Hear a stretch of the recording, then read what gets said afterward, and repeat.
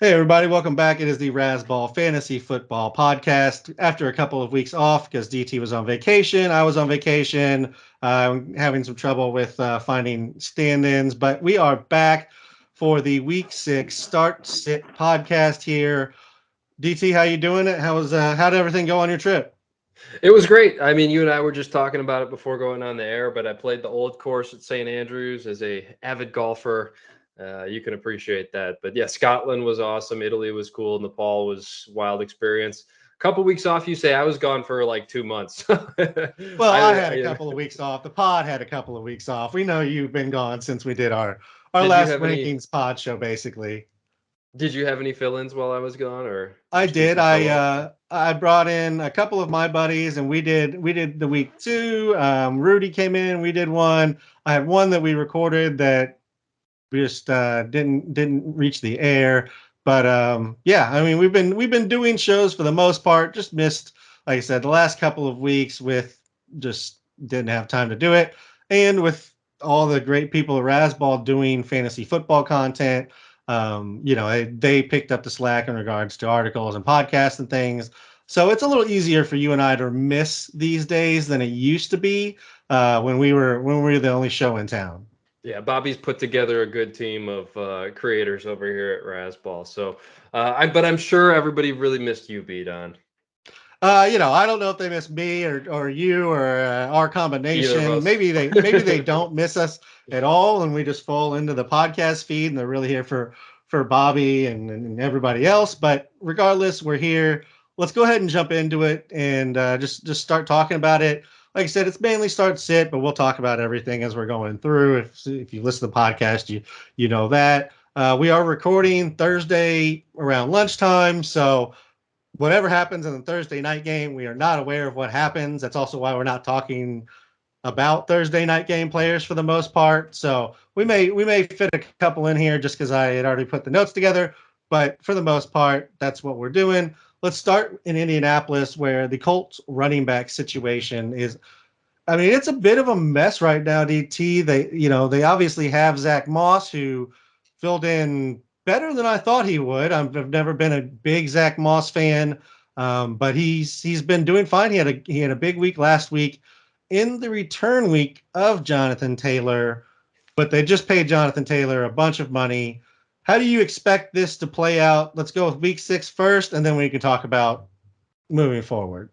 Yeah, I kind of whiffed last week. I was on the Sunday morning show. I made an appearance for my triumphant return with Bobby and JB and Gladys. And I really thought that they would just kind of throw JT into the fire, and it'd be hard to keep the ball out of his hands. But obviously, last week, week 5, was the Zach Moss show, and they really are easing JT in. I think that until proven otherwise, we have to kind of assume that it's at least going to be a 50-50 split here. I think ultimately, right, it's got to be whatever 65 35 JT, if not more, down the road. But yeah, I think this week they're both RB2s. They're kind of back end RB2s for me. I think you have to start JT unless you've got just like an insane lineup of running backs. And then Zach Moss, he's a pretty decent option as well. Again, back end RB2. Like, how many fantasy rosters out there have like 3 running backs that are um, like above back end RB2? I don't think that there's a ton of teams out there. So I think you're starting both of these guys in most leagues personally. What do you think, Bidon? Yeah, I mean, I could definitely see that aspect. I think I think unless you're really desperate at this point, I don't know that you can start Jonathan Taylor until we see him get the work. I mean, he only played 10 snaps last week. It's not really what you're looking for from your running back that you took, wherever you had to take Taylor, even with kind of the everything around him. I'm wondering how injured he really was. It was always kind of he's not really injured. He's just holding out for the contract. I don't know. I mean, it seems like either he was injured or they're just getting him up to speed and kind of building up the workload. Plus, Zach Moss looked really good last week, so it made it even easier for them to just give Zach Moss the work. But I mean, we got to see him get to, I mean, at least the low side of it would be a committee. So like 30%, 35%. And then I'll feel, then I'll be okay starting Taylor. Maybe that happens this week. I wouldn't be surprised at all if this is kind of the start of the transition to committee and then back to Taylor being in the lead. But until we see that, I'm not feeling great about starting him. I would feel better about a, probably a decent number of running backs, I would guess, Well, it sounds like over you feel him. better about Moss, right? I do. I feel better about starting Moss. I think I don't know that he's a must start, but he's close to it because I doubt that a lot of teams are going to have better matchups than to start him. Um, Jag's not exactly great against the run either. So, I think that's one where I'm starting Moss. I'm probably not starting Taylor, or if I am, it's kind of more of a desperation. I hope this goes well type of play. Yeah, I think that that's fair. I mean, there's definitely risk with both of these guys. There's a chance that the rug just gets pulled from Zach Moss. So I think it's really difficult to call him a must start. We can assume that he continues to get the bulk. Again, I think that you're right that this is kind of the transition to committee week. Let me ask you this question though, Bidon. Like, is there a chance that this ends up being a committee the entire season, even with how much they just paid Jonathan Taylor, with how good Zach Moss looked last week? I mean, I think there's a possibility that it's a committee more than Taylor's ever really been in a committee, other than like very early on in his rookie season. There was definitely the Naheem Hines like split, but since then, since when Hines got hurt and it was Taylor, like they've gone to Taylor a majority of the time. I think he's going to lose from that perspective, but he's always going to be the lead. So everything's a committee. I think he probably ends up at like 65%, whereas, that's kind of the low end of where he was before. Um, so ultimately, yes, I do think he ends up in some kind of committee, but not a straight up like 50-50 type of split. Yeah, I think that was the number that I threw out too, was 65. Maybe it's the 70-30, but yeah, I don't think Zach Moss is going to totally disappear, which if you had asked me last week, I did think Zach Moss was going to disappear for the most part. Yeah. Yeah, he looked good. We got to be honest, he looked good. And in this scenario, Moss is a free agent after this year. They only signed him to a 1-year deal. So, there's a perspective where they can kind of ruin Moss a little bit as well, because they don't have to worry about what happens to him next season. So if they put a little extra workload on him, if they're blowing out somebody or getting blown out, I could definitely see that happening. Just they paid Taylor, they want him there for seasons, that type of thing. Yeah. Moving over to a different type of running back situation, and that is in Detroit. Um, David Montgomery, Jahmyr Gibbs, they've been splitting. Montgomery's been the lead back in this. Gibbs has been the change of pace. And based on what we heard from Dan Campbell this week, that's how he wants it. He doesn't say to him, it's not going to change. Do you think this is a little bit of him just saying that, or do you really think like Monty's the guy to own? Sell Gibbs if you own him, because he's never going to be the primary back bar an injury.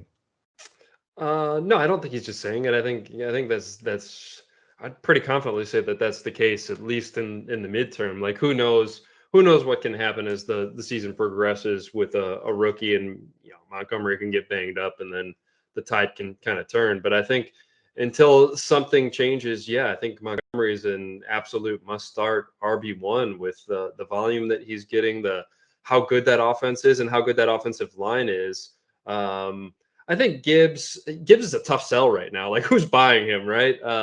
Maybe you've got somebody that thinks they're sharp and was high on Gibbs coming in. I fell for it again. We talked about it in the preseason. It's like, how dumb am I to fall for the Lions rookie running back again? But yeah, it's obviously Montgomery. Like, I don't think that it would be silly to question that at this point, right? Yeah, I mean, I think so, at least for now. I think in the preseason we both liked Gibbs. I think I was maybe a little bit more on the Monty side of it. Just, they brought him in. It seemed like they set their roles last year. But if we look at the roles last year, like Jamal Williams really didn't take over until very late in the season when Swift was kind of banged up. It didn't seem like the Lions liked him anymore. Like it seemed like it was a bunch of things combining to hurt and take away from DeAndre Swift's playing time. And so I thought with Gibbs coming in, it would be a little bit closer. And so far, it's not been. He hasn't been getting the touches. So yeah, I mean, I think Montgomery is, a back end RB1, like you said. It's hard to find anybody that is going to get the playing time and has the productivity to this point, because there's so many people splitting time right now. It's really hard to say that there's 12 running backs that feel safer than Monty. Right, exactly. Now Gibbs, I think he falls into the hold bucket for me just because of the upside. Like running backs, they get hurt every week, right? Montgomery, there's a decent chance that he's hurt at some point, and Gibbs can just kind of blow up if he gets that kind of opportunity later in the season. So I think he's a hold for me, unless somebody wants to pay you a reasonable price for him. I don't know what that is. Like if you can package Gibbs with a wide receiver for, if you got like a wide receiver 2 and Gibbs, and you can package them together for back end wide receiver 1 or something like that, then absolutely do something like that. I think that's the way that you'd have to look at moving him, is in a 2-for-1 is kind of like a sweetener to get you a little bit better player, right? Yeah, I mean, I think there's still some buzz around his name. The news from Dan Campbell certainly isn't going to help you move him, but I think just the draft capital, both NFL and fantasy wise, is going to keep his value up. I think what you said is probably close to what you're looking at doing, or packaging him with a wide receiver 2, and then get yourself a wide receiver 1, or a running back 1, like you said. I think that's kind of what you're looking at. That's kind of the range that you're looking at with most guys who are the lower end of a committee, or could take over a job at some point down the line. Um, there's definitely some possibility that he takes it over as the season progresses. But David Montgomery is not a bad running back. We've seen him perform at the NFL level, and he's been performing this season. So I don't really see him just, crapping the bed and losing his job. I think it's going to take an injury. So yeah, I have no problem moving Gibbs, or even taking the shot on him if you're looking for an upside running back depth play, but I'm not looking at necessarily starting him if I don't have to. Yeah, I think he falls into the hold, more likely falls into the hold bucket for me, or maybe you can get him for practically free in your league if his owner is just like, this guy is worthless. So yeah, I think you go anyway, even though I it's mean, a start sit show. I'm starting him over Jonathan Taylor. You're starting him over. Or no, sorry, I'm starting David Montgomery. I'm not starting Montgomery. Gibbs. Yes, absolutely. Yeah, I'm not starting Gibbs over Jonathan Taylor, because Taylor, again, he's going to work his way into more. I don't feel like that happens to Gibbs. Maybe in a blowout, Gibbs gets more work because he's going to get the receiving when they're getting blown out. But I don't see that happening at Tampa Bay. I don't see a blowout happening, or at least Tampa Bay blowing them out. So all that combined to say, I would start Jonathan Taylor over him. I guess the next topic is Baltimore running backs. Would you start anybody in Baltimore over Gibbs, or are you going with Gibbs in that scenario? I think Gibbs is stuff that, like, do we have an update on Gibbs's health? Are we even sure that he's playing? I'm not. I'm talking about this assuming he's going to suit up, but we don't really know. That I think they said they won't announce anything until Friday, one way or the other. So we're waiting a little bit. But if he does play, if Gibbs plays, would you start him over the Gus Edwards, Justice Hill combo in Baltimore, either or of those guys? It's a tough one because that's a mess, and they're in London, like we saw last week. It's tough. It's tough on these teams traveling overseas. There's probably going to be some jet lag. And then on top of that, right, we saw Justice Hill kind of take over that backfield last week. but it had been the Gus Edwards show until then. So there's a lot of uncertainty in the Ravens backfield. And then also Keaton Mitchell, who apparently they really like, undrafted rookie. He might be back this week too. So that could add just a little bit more to it. All that to say, I'm sitting all of these guys if I can. Gibbs, Justice Hill, Gus Edwards. I think that they're all sits for me this week.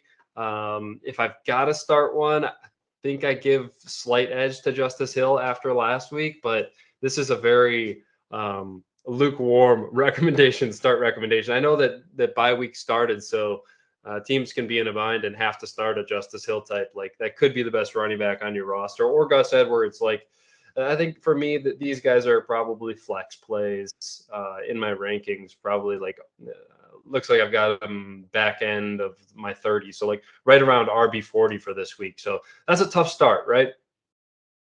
It is. I mean, I think if I'm going with anybody after last week, it's Justice Hill of this group of those three guys that we're talking about. He's getting the receiving work, and he got the red zone touches last week, which I had assumed would always be Gus's thing. Was he'd maintain the red zone touches. That didn't happen. Now Baltimore has been very confusing with their running backs, like the last 3-4 years. So that could be a 1 week thing. It could be back to Gus being the red zone guy. But Justice is also getting the receiving work. So given that Justice played more snaps last week, I'm going to go with Justice Hill among the, Baltimore plus Gibbs group and hope that plays out, but I don't feel great about it. Tennessee's very middle of the road. Like they don't give up a ton of yardage, but they give up, again, very average when it comes to versus running backs.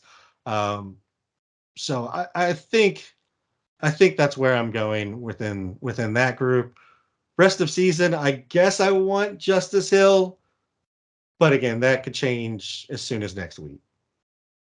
Yeah, I think rest of season I want Gibbs, and I'll throw in here that if Keaton Mitchell is available in your league, I would look at picking him up because this could be his coming out party in London. Who knows? Like, really, we have no idea what Harbaugh's going to do, but there was a lot of rumor, I guess, going around that they like this Keaton Mitchell undrafted rookie a lot. He had to start the season on the IR, and he is coming off now. So there might be something there. He's worth a dart at least. But yeah, I think we can move on from the Ravens backfield beat on. Yeah, I think Keaton's really just you have to be in a pretty deep league, I think, to look at him. But yeah, I mean, if you're in a deeper league, go ahead. I think my problem is the role he's going to fill is basically Justice Hill's role. So they either have to like him more than Justice Hill, or he has to show something better than what Hill's showing. And I just don't know if that's happening because, I mean, Keaton's an undersized running back. I'm guessing the blocking's not going to be great.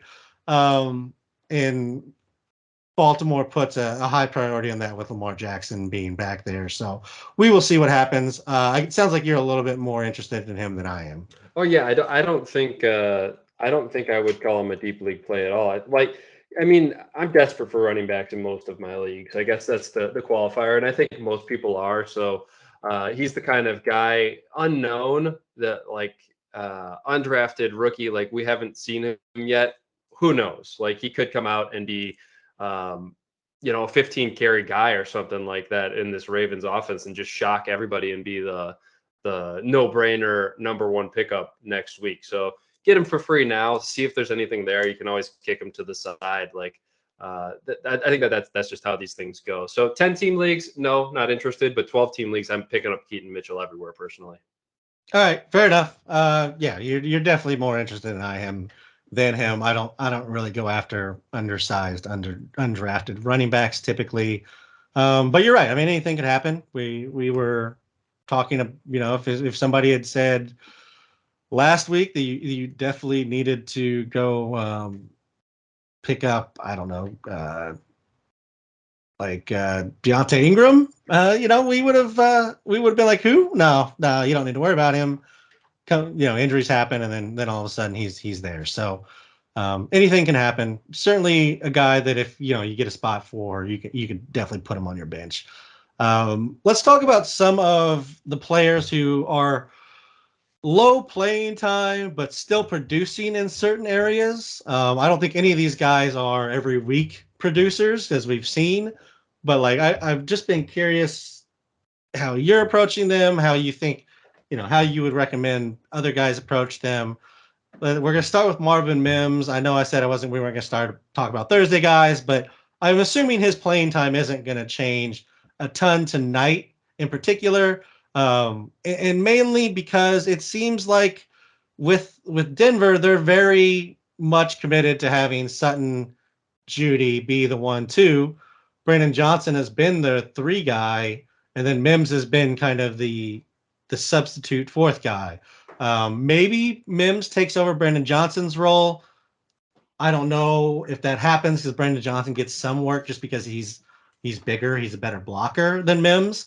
But where are you at on Marvin Mims? Are you okay starting him? Is he a flyer bye-week filler for you, or is this kind of it's happened a few times, but I'm not buying it?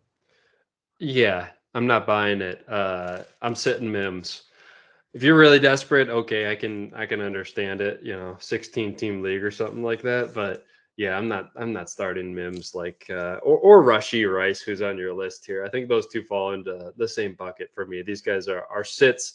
I I I wouldn't be surprised if there was something there later in the season, but yeah, like Mims needs to move up ahead of Cortland Sutton or something like that in the pecking order, and I don't see that happening until late in the season, if at all, this year. And yeah, the Denver offense is not very good. Yeah, that's fair. I don't hate Mims this week, and again, this isn't going to help anybody unless it hits, in which case I will remind everybody that I said it on here. Um, but like I could see it because of the game that they're about to play. Like I could definitely see them getting behind and just needing deep balls and throwing it up to Mims because that's what his role in this offense has been is big plays down the field. I'm not a big Denver Broncos wide receiver fan outside of Jerry Jeudy, who, if you've listened, I love Jerry Jeudy. I think Cortland Sutton is literally just a terrible NFL player. So I think there's more possibility than it sounds like you do that Mims moves into a real role at some point. But I agree that it's probably not happening this week, and if it does happen, it's more likely on the back end of the season.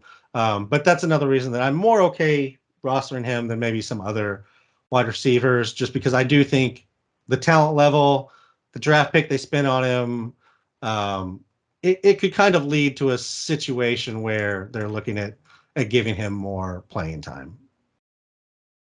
And they can move on from Cortland Sutton after this year with like very little loss. Rashee Rice, since you already talked about him, let's bring him up. He had his kind of coming out party last week in regards to production. It sounds basically on what you said. I'm a little bit more into Rashee Rice. I don't think they like any of the receivers there, and I don't think they're committed to any of them specifically. So I think another week of Rice showing up and he becomes, if not the snap leader among them, because they're not playing anybody more than like 65% of the snaps right now, anyways. Yeah, I guess bucketing him with Mims probably isn't like the fairest way to do it, because I do think that there's a little bit better chance for Rashee Rice. I can give you that, but I'm not starting him this week. Yeah, I don't mind it.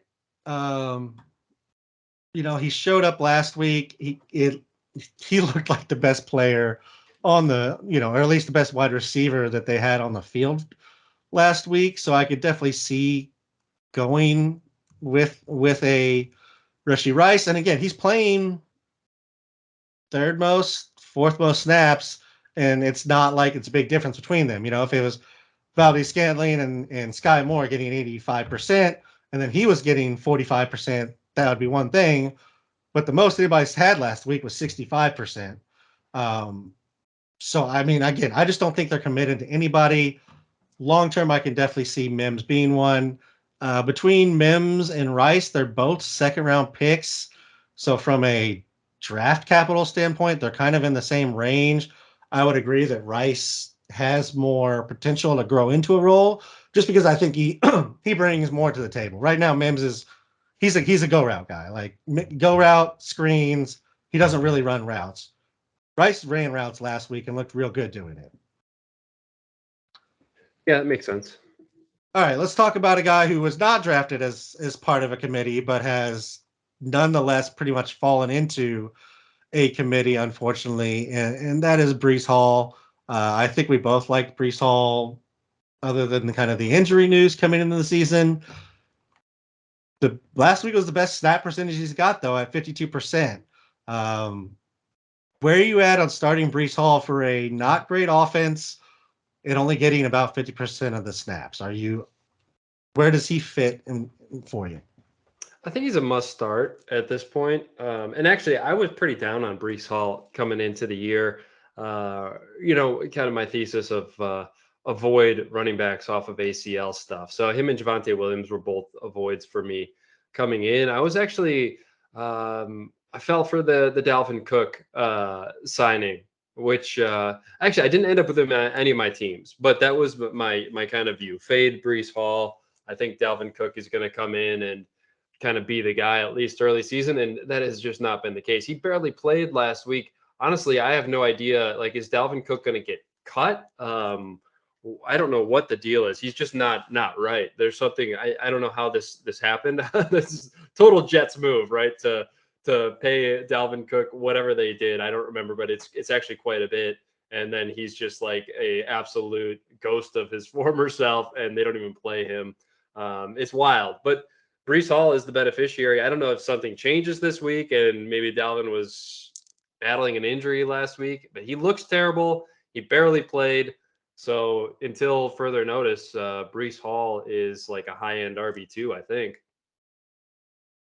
Yeah, and while the snaps didn't go his way last week, the touches certainly did. He had like 22 carries, I believe. Breece did. So this is one where I think we can see the writing on the wall is starting to turn. They're starting to lean into Breece a little bit. I say that off of last week, but the prior week he had a whole 6 carries and 9 touches. So I say that with a bit of a grain of salt because last week they controlled game script. They could run the ball more. I'm still a little bit worried just in regards to the offense as a whole. But in regards to Breece, I don't think there's that big of a concern for him. I would say rest of season, he probably comes in as a middle RB2 for me. Yeah, same. Maybe he moves up to back end RB1 if we see both snaps and touches consistently given to him. But I just don't trust the Jets offense. Dalvin Cook has looked bad, but we know he came in late. It could still be in a ramp up period for him. Granted, he started to show a little bit of lesser Dalvin, I guess. Yeah, If less we want to say explosion. less Yeah. last year, I felt like it wasn't quite the same Dalvin, but still very productive. And it's also a possibility. I mean, he's always been given so many touches that he just can't get into his flow. Like, He needs the rhythm. He needs the volume he's one of those guys, like the more you give it to him, the better he gets. And right. yeah, he might just not be able to play this role, right? Right. I mean, him and like Zeke, I'm kind of putting in the same category. Zeke, I Sure. think skill levels dropped a lot more on Zeke than Dalvin. I think I've been very clear about that over the last couple of years. But similar things where like they need to work to get into the flow, to really feel the rhythm of the game, how the blockers are setting up, where the holes are going to be, who they need to avoid, whether they can bounce them, whether they're going like they need all this input. They're not just like game breakers who are you can find a hole and be gone for 80 yards anymore. It's just not what Dalvin does. Um, so yeah, I'm there. Tajay Spears is the last one I want to talk about here. He got a little bit of work last week. I mean, it's still the Derrick Henry show, but are you beginning to be interested in Spears, or was it just one week he got in the end zone? If you're starting him, good for you. Yeah, I've been interested in Spears since the preseason, mainly because if Henry gets hurt, this guy is like RB1 potentially. So I've rostered him on several teams from the start, and yeah, I think that there's something there. Like he could be useful flex type play, even with Henry where he's at. Henry doesn't look right, does he? I'm not sure what's going on. I haven't watched like enough film, and I was in Nepal for 5 weeks, so I didn't catch a lot of the early season. And maybe you've got some sort of insight on how Derrick Henry looks, but it's kind of shocking. Like I didn't expect Derrick Henry to be a guy that just fell off of a cliff. What's your assessment? The line has been awful.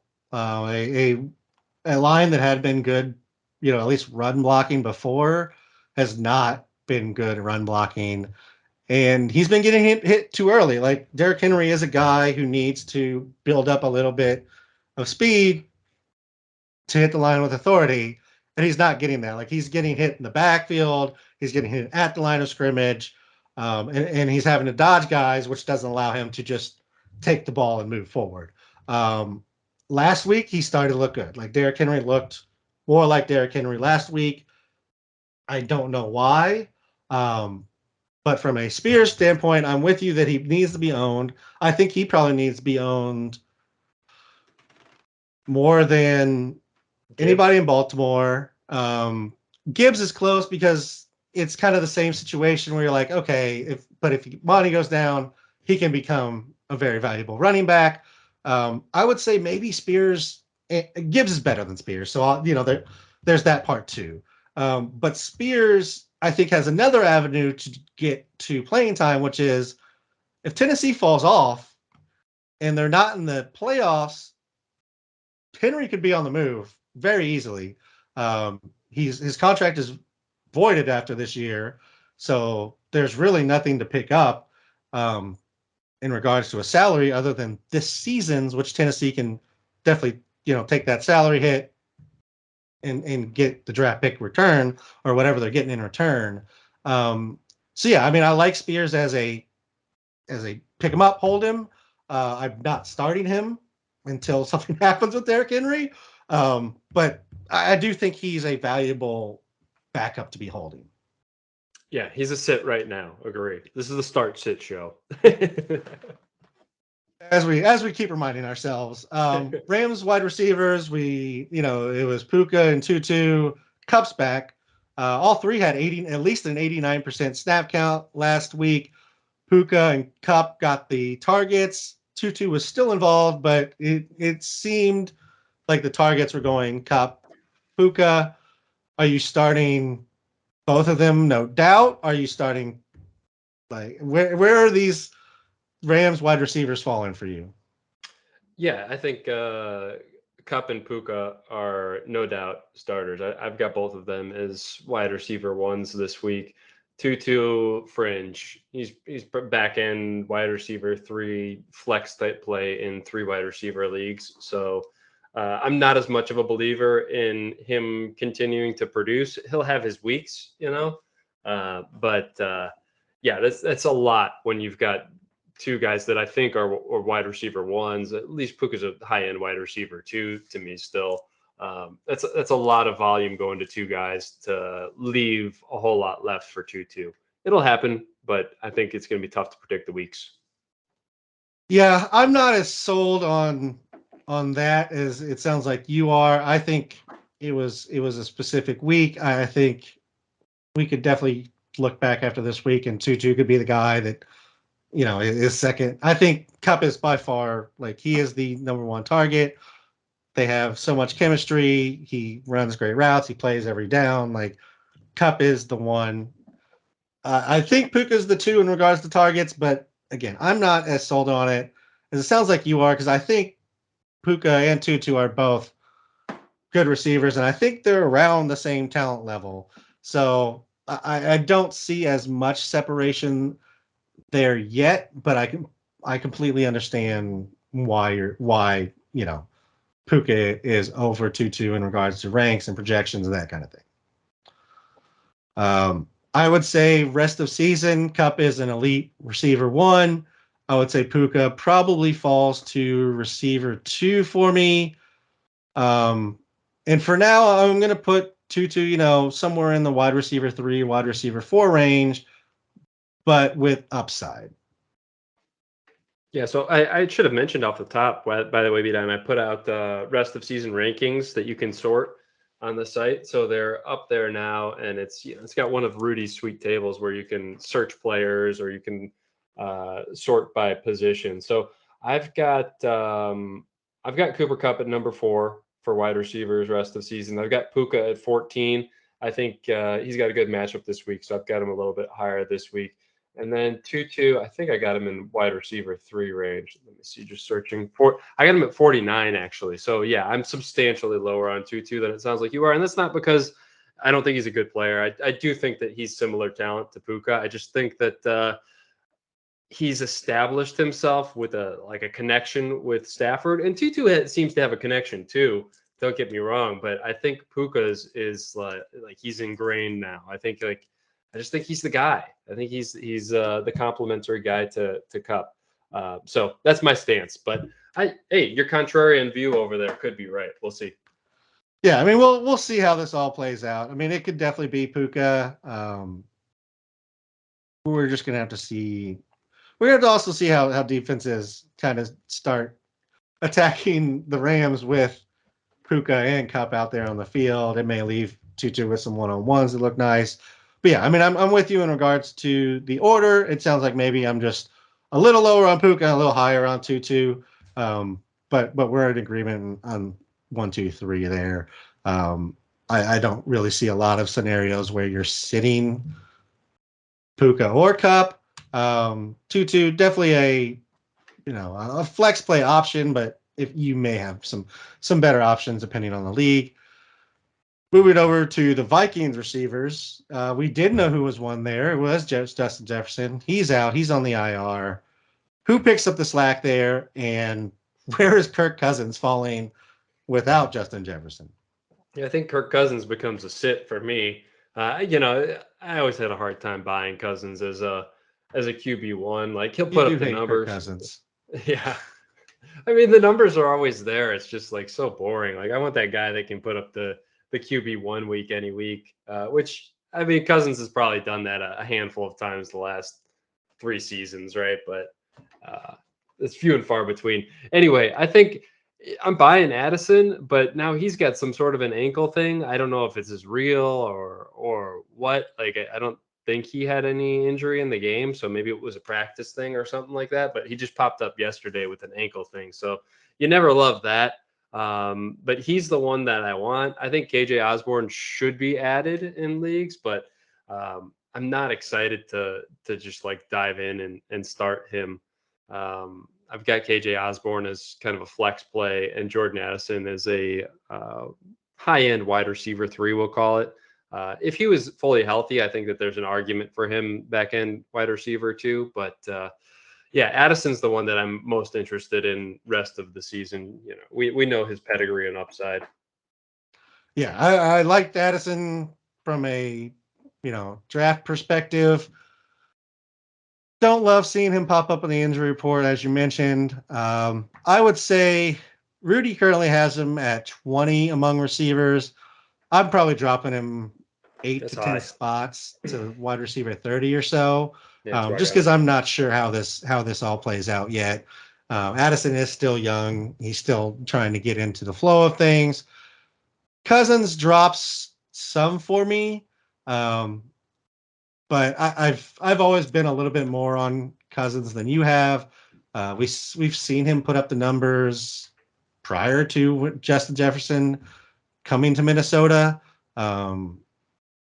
So I mean, I'm not overly concerned with Cousins, but anytime you lose a number 1 threat like Jefferson, there's definitely a little bit of a drop off. I would say he probably falls to a high end QB2 for me.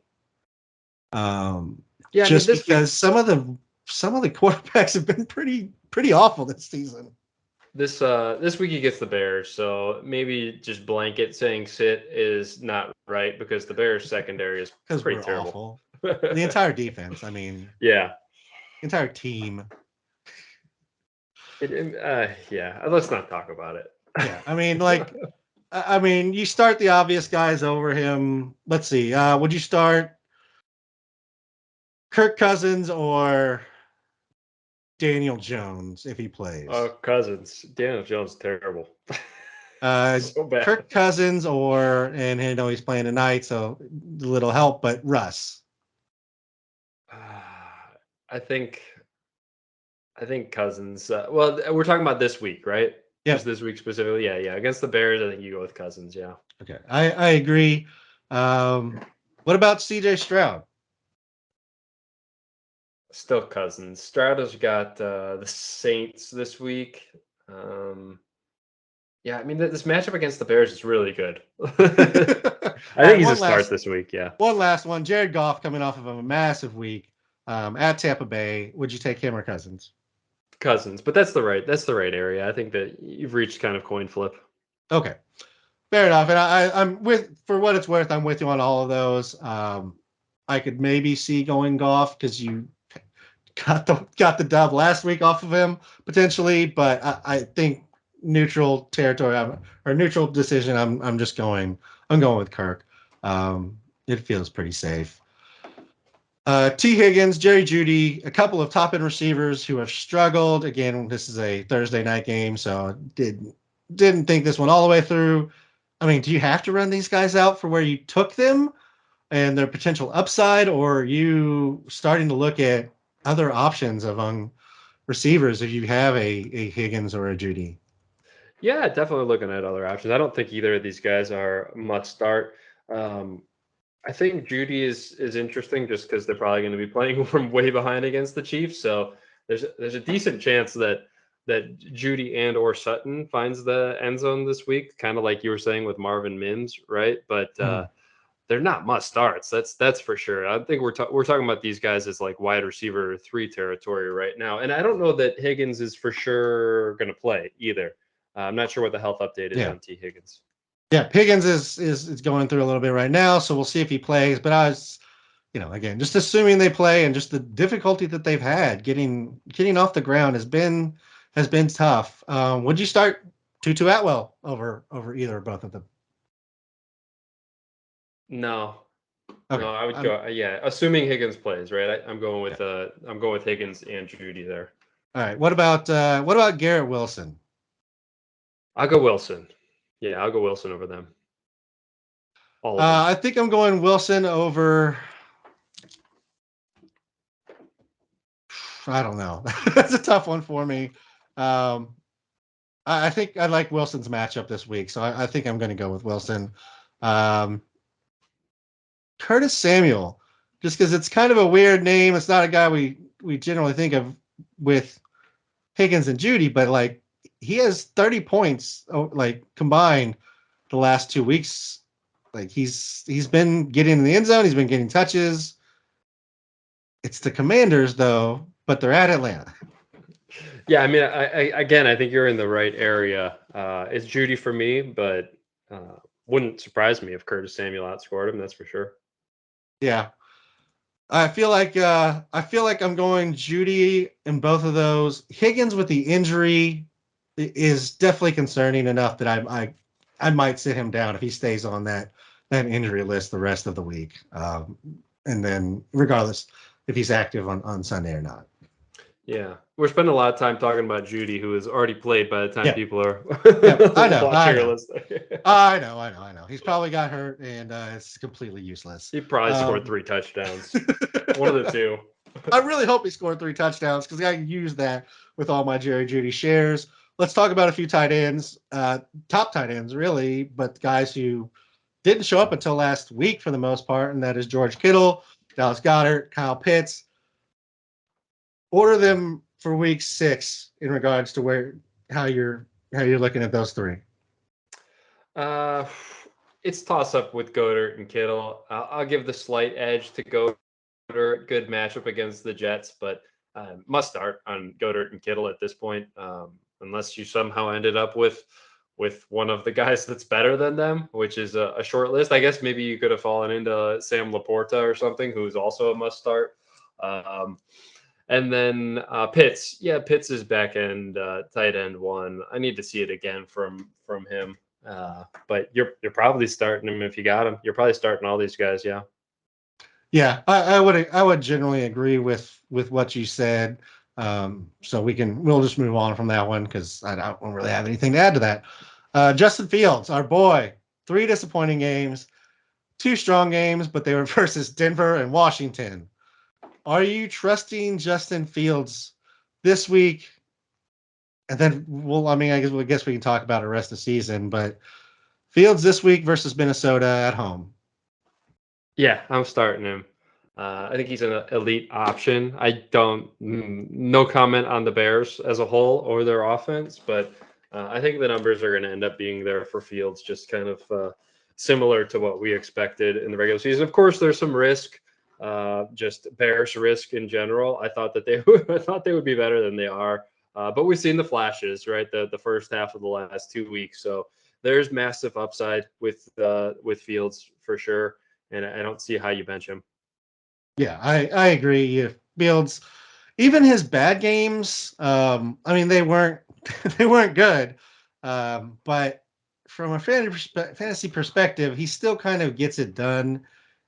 Even in most bad games, the Kansas City one notwithstanding, that was real bad overall. But other than that, he's still getting to 17, 18 points in bad games with the upside of 35 that he put up last week. So I think Fields, if you have him, you're starting him, and I can't promise every week's going to be a good one, but there's going to be enough strong weeks that you're going to want to start him and not miss out. Jordan Love is heading in the opposite direction. He started out very strong, and we were, actually higher on him in this podcast, and not over Justin Fields, but we liked what we saw from the beginning. The decline, though, is this just signs of what's going to come, or are you thinking this is more of a couple of bad games and he's going to get it together? Yeah, well, I think that this is more. I think this is closer to the real Jordan Love, in my opinion. But he's somewhere in between. So I think for me, he's like a QB2. Like, he's not a guy that I'm excited to own in 12-team leagues or anything like that. But they get a bye week this week, so maybe iron some things out. We'll see. Yeah. Would you take him over your boy Baker?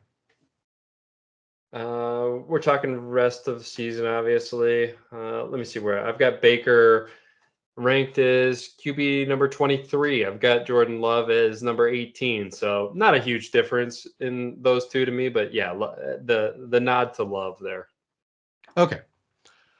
Let's go ahead and move on. I guess I had one more name here, Josh Dobbs. I haven't heard anything positive come out about Kyler's injury yet. So Dobbs seems like he's going to be in there for at least a little bit longer, for as long as they're both starters. Would you rather have Dobbs or Jordan Love? It's close. I think Jordan Love, but not a strong feeling there. The one positive thing I did see was a video of Kyler like showing off his quads, which was like 3 weeks ago. So yeah, I don't know. We'll see when he's going to be back. But rest of season, yeah, it's Jordan Love because we know Kyler's coming eventually. And then in the short term, still Jordan Love for me, but it's close. Yeah, I'm going to say Dobbs. While he has a job, I'd rather have him. But I just think he's looked better. Like I watch Jordan Love play, and it looks like he just kind of gets lucky and falls into production at times because he just misses guys. Like it's really bad. Like the just windows that he misses completely, and I'm a visual guy, so if it looks bad, I can't buy in on the fantasy side. He's had one game all season where he had a completion percentage over 56%. That's not a number that you want to hear. and he doesn't run like a Josh Allen Lamar where you're like, but he runs a ton. So, if he can just get to 60%, it's okay. Like they don't want him to throw that much in an ideal world. And he's not good at it. So yeah, I think Jordan Love is a sell high, personally, but I understand if you liked what you saw early. Um, Cleveland this week. Can you start anybody based off of their terrible performances the last 2 weeks? Can you start anybody in Cleveland if Deshaun isn't playing? Yeah, I mean, I'm probably starting Amari Cooper either way. Hard to imagine at least 12-team leagues, right? 10-team leagues, yeah, absolutely. You can bench these guys. 12-team leagues, I think that there's probably some utility in Jerome Ford still. People are desperate for running backs. So I think that even without Deshaun, there's probably a lot of teams that are starting Jerome Ford and Amari Cooper. Everyone else, no. I don't love it. I would not want to start Jerome Ford. And I'm currently going back and forth with myself in a 12-teamer, whether I'm starting Amari or not. It's between, and it kind of depends on the health of Mike Evans and Marquise Brown. Because those are my three options. It's a 2-receiver league. So Cooper, Brown, and Evans. If Brown and Evans are healthy, I don't know if I'm starting Amari Cooper in that specific scenario. But that's another one where I'm just going to have to wait and see on injuries. Yeah, Hollywood would be the odd man out for me personally, assuming they're all healthy, right? Yeah, I mean, I guess maybe I just like the Arizona offense a little bit more than Sounds you like have. it. I mean, Hollywood's been real good. He has, yeah. So I mean, he's just been super consistent, especially in like PPR formats where he's getting, credit for getting five receptions or more every week. He's found the end zone 3 of the last 4 weeks. So I like Hollywood, and it seems like Dobbs is starting to really trust him and looking for him more. So that's one where I'm not sure. It may just depends on how iffy Evans' injury sounds to me. Because he's still not practicing. So we'll see what happens there. One last one before we get out of here. It's been a little bit long for our shows recently, but it's still going to hopefully come in under an hour. Hunter Henry. This is a guy that I talked to early in the season about with Rudy, and Rudy was like, "Yeah, I don't like him that much rest of the season." I was giving Rudy some guff about having Henry so low in his rest of season and his weekly. And as it almost always goes, Rudy was right. The first 2 weeks, Rudy properly identified, he was getting the targets, but he was being hyper efficient with them. And since then, Mac Jones has been awful. So nobody in New England has been any good. And the efficiency just hasn't been there.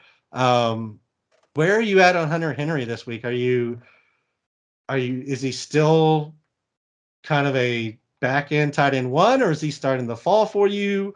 Where's he in the tight end discussion for you? I got him at number 15 this week. I'm not really a believer. I mean, like you said, the Patriots offense is like shockingly bad. Like, It's so awful. So I don't want to start him. Yeah, I completely understand that. Would you start him or Falcons tight end one, Jonnu Smith?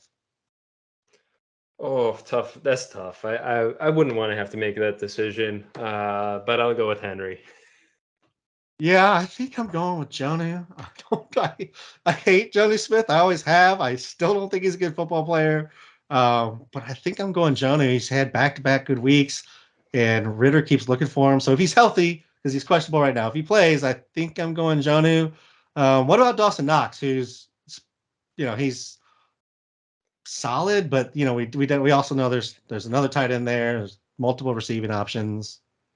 Yeah, I'd rather start Kincaid if that's an option. But I would go if the only option is Henry or Knox, I'd go Henry. Not happy about it though. I don't want to start Henry. Okay, I think it's interesting that you said you'd rather start Kincaid over Knox. I mean, they've been basically the same in regards from a fantasy standpoint. I'm with you. I probably would go Kincaid, assuming they both play as well. But I think that might come to a surprise to some people. And Kincaid is in the concussion protocol, it Mm-hmm. says here. So if he doesn't play, then yeah, I guess Knox over Henry, just, better offense and likely volume without Kincaid. Yeah, it sounds like Knox is going to play. They're just limiting him. He had some kind of minor wrist injury, but yeah, Kincaid has to get through protocols. So in that case, would you start Knox over Henry if Kincaid's out? Yeah, if Kincaid's out, yeah, Knox over Henry. Okay. All right, DT, I think that's going to wrap us up for this week. Oh, that's not true. One last thing, which I forgot to put in the notes, and it's the best part of the show, so I felt like we need to discuss it. Asshole of the week. We haven't. This is your first one of the year, DT. Do you have an asshole of the week? Oh, I don't know. Let me see if I can come up with one while you're giving your many assholes of the week. Yeah, so I mean, I can almost always rattle off a few names. Miles Sanders being maybe top of the list for me, just because it was what seemed like a at least okay matchup versus Detroit. Yeah, he got kind of banged up in it, but he's just looked so bad this year, and it's just absolutely killing me. So I'm gonna start there. There's a number of them, but I'm gonna if you come up with anybody, if not, I can continue down the path a little bit No, longer. you keep going. Keep going. Okay. I'm going to call out my league mates. I have a dynasty league. I know one person in this league, by the way, 1.5. I've met another guy, but it's a friend of the one guy I know. So I'm in this dynasty league. Very first week, where I'm tanking, the team I'm facing is tanking. They started a bunch of inactives. That same team has been starting inactives like every week. There's one team who is still starting Henry Ruggs. Obviously not good. So last week I was like, screw it. If everybody's going to tank, I'm going to tank. We had votes about these other teams, and they were determined not to be tanking. So I was like, okay, we're not going to worry about tanking rules. So this week I tank. I get voted as tanking according to my league mates. And so here we are. I've quit. I've told them this is my last year in the league because this is nonsense. Like I'm playing active players at least, not inactives and prisoners. Yeah, that's how can you start Henry Ruggs and say that that's okay? I don't know. I have no idea. It's absolutely absurd. I don't understand anybody's point of view on this at all because, again, I'm starting active players. At least they're in the game. Like literally inactives and guys in jail are starting. So league mates, if you're listening, you're all assholes of the week because that was unnecessary and ridiculous. And I did not appreciate it. All right. Well, hopefully a better week ahead, and I will bring some assholes to next week's show. All right, be done. Yeah, that sounds good. I mean, I think we could probably name off a bunch of them. I mean, shoot, you could probably name off the guys who had huge weeks because if you went against them, that really sucked too. Mine are mostly injured guys. Okay, so the guys who, yeah, which I hate. I hate to call them assholes. They're already down, and now I'm kicking them for hurting my fantasy team. Yeah, that's fair. I know there was one guy I meant to call out because there was just a touchdown pass dropped in the end zone, and right now in my mind, I just cannot come up with a name. It's a guy I know had starting. Somebody is yelling at their podcast listening device right now. Like, it's this guy. He dropped it wide open in the back of the end zone. I watched it. And they're with me. So yeah. So if you have specific questions for us, come find us on Twitter. I'm at RazBeaton. DT is at DonkeyTeeth87. You can find this show wherever you get your podcasts. If you have other comments, you can always find us on youtube.com/RazBallFantasy. The show will be out there. We'll answer questions in the comments out there as well. Listen to the Sunday Start Sit as show, and maybe DT or I will make an appearance on there. Until next time, DT, I'll talk to you later. Later, bud.